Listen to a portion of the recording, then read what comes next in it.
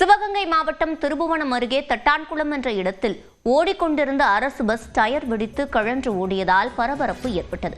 இதுகுறித்த விவரங்களை செய்தியாளர் சிதம்பரத்திடம் கேட்கலாம். சிதம்பரம், அனைவரும் பாதுகாப்பாக இருக்கின்றன, என்ன நிலவரம்? நிச்சயமாக சிவரஞ்சனி, சிவகங்கை மாவட்டம் திருப்புவனம் அருகே உள்ள 4 வழிச்சாலை என்ற இடத்துல தட்டாங்குளம் என்ற இடத்துல அரசு பேருந்து டயர் கலன்று ஓடியதால் அதிர்ந்த பயணிகள் அதிர்ஷ்டமாக உயிர் தப்பியுள்ளனர்.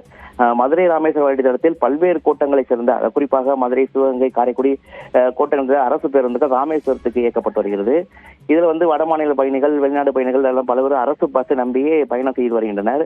இந்த நிலையில் ராமேஸ்வரத்திலிருந்து மதுரை நோக்கி சென்ற அரசு பேருந்து ஒன்று திருப்புவனம் அருகே உள்ள தட்டாங்குளத்தை வரும்பொழுது அரசின் முன்பக்க டயர், அதை இடது பக்க முன்பக்க டயர் கலன்று ஓடி உள்ளது.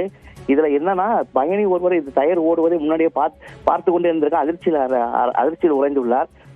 டிரைவர் சாமர்த்தியமாக அரசு பேருந்தை நிறுத்தியுள்ளார். சுமார் 100 மீட்டர் வரை அந்த டயர் ஓடி உள்ளது வெடித்து.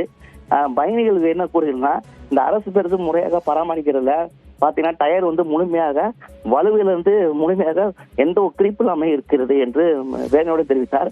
முறையாக அரசு பேருந்தை பராமரிக்க வேண்டும் என்று கோரிக்கை விடுத்துள்ளார். சிவரஞ்சனி, விவரங்களை வழங்கியமைக்கு நன்றி சிதம்பரம்.